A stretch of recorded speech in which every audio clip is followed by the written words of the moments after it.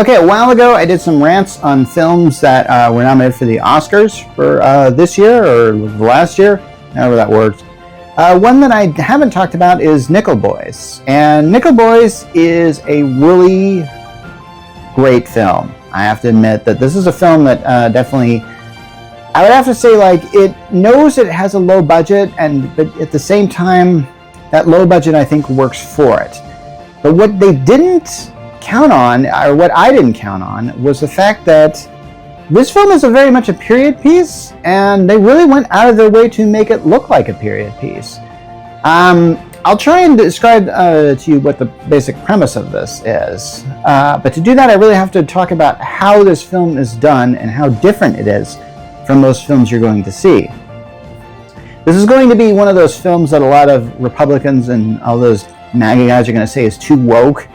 But for me, I'm going to say good that it's woke, because honestly, this is about a problem that we still have in our society today, which is about racism and trying to, well, essentially, that black people just keep getting killed, don't they, by authority figures. And in this case, Nickel Boys definitely shows the horror of this, while trying to tell a story that I think is based on kind of interesting memories. And, oh man, I'm doing a really bad job kind of selling this film. Okay, so I'm gonna get to just the plot of this film. The plot is told from a kid of, from a young man. Oh gosh, there's two main characters here. Okay, so the main character, dang, I can't remember his name. I feel bad because of that. But honestly, think about the last movie you have seen. Do you remember the main character's name? Just unless it's iconic character, you probably don't. So essentially, this character, he's growing up in the South. The education system is not good. He's not learning a thing.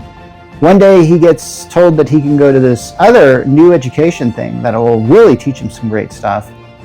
And then, while he's kind of on the way to this particular place, he gets picked up by somebody driving a stolen vehicle, and then a cop pulls this guy over, and so essentially the main character is guilt by association is what happens.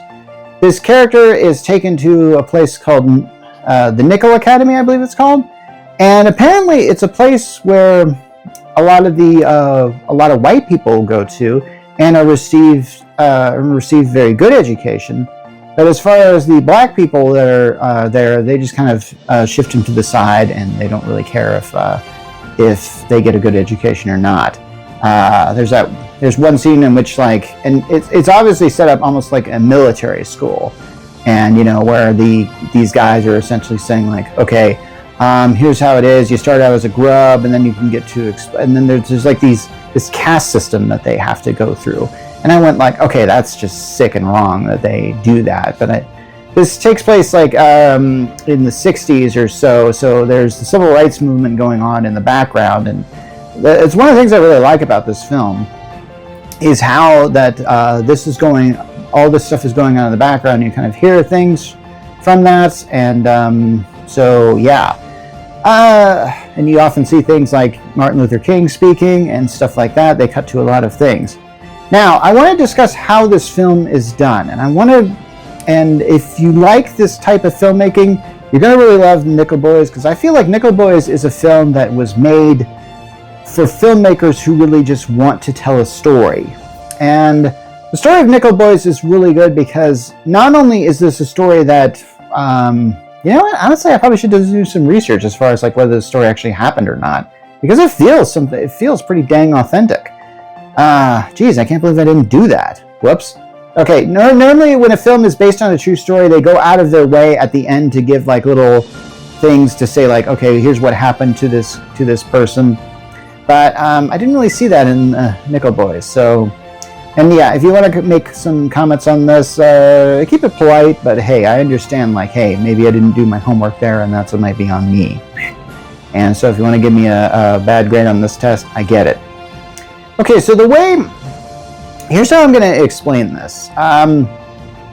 as I'm doing this thing right now, I'm filming myself on my smartphone. And nowadays, the youth of today are constantly filming stuff on their phones because they can. It's such an easy resource to have now.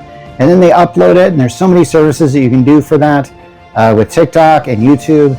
It's pretty incredible. How I describe Nickel Boys is this. Picture if someone had an iPhone back then or a smartphone back then, and they were filming stages of their life, and so oftentimes you're seeing these shots done with the main character's POV.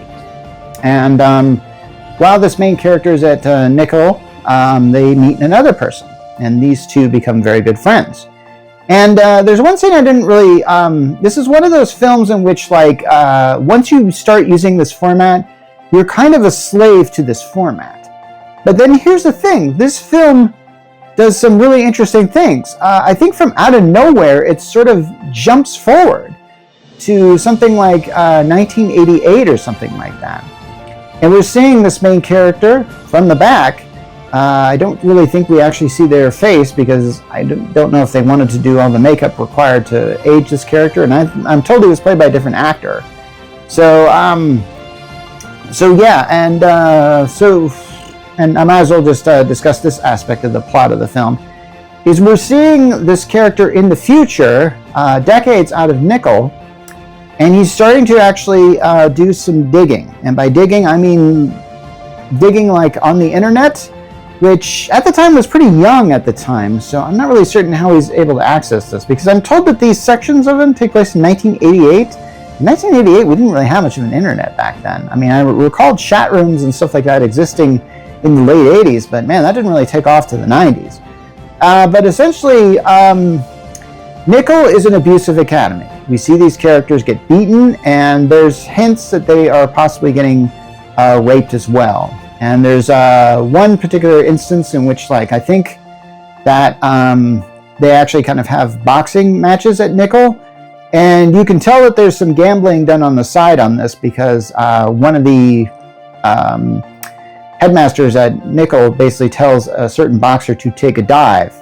And the problem is that boxer takes a dive at the wrong time, and then that boxer pretty much disappears. So there's bodies under Nickel. They are basically killing these guys. They are essentially like, once if they don't think they can get to them, they just simply take them out, and they probably write whatever story they can as far as that's concerned. And we're seeing a lot of these things kind of seriously escalate as far as the racism that was really starting to start to rise as a result of the civil rights movement. And we're also seeing these characters with their problem, and they're very human. So yeah, there's actually two main characters in this thing, and I'm going to kind of get into spoilers in this, and this I actually had to look up. I actually was confused by the ending of this film. But essentially, these two decide that they're going to escape from Nickel, and when they do, one of them gets shot, but another escapes, and that one person takes that other person's identity. And which I thought, okay, I'm not really certain why you went that direction, because I think that what the film wanted to do is when they showed the flash forwards or whatever in this particular timeline or something like that, I think you were supposed to think that this person was Ace, the main character, but it turns out he's a different character or something like that. Anyway, I'm not really doing this film justice, but this is a film that I think should be watched just because I think that there's a lot in this film that I think is not only educational, but I think it's historical, and I also believe that it is just a great story, and I like the way it's telling its story. I think it deserves an Oscar for just how it does its story. And because of that, I mean, did it deserve a win? What did win? Shoot, was it Anora? Oh, I think it was. Okay, I don't know. I thought Anora was a pretty good film, but Nickel Boys is also a good film. This is one of the worst parts about having the Oscars. It's like eventually you have to say, like, which is the best film? And it's like, who cares? Nickel Boys is a great film, and you should see it, okay? You just should.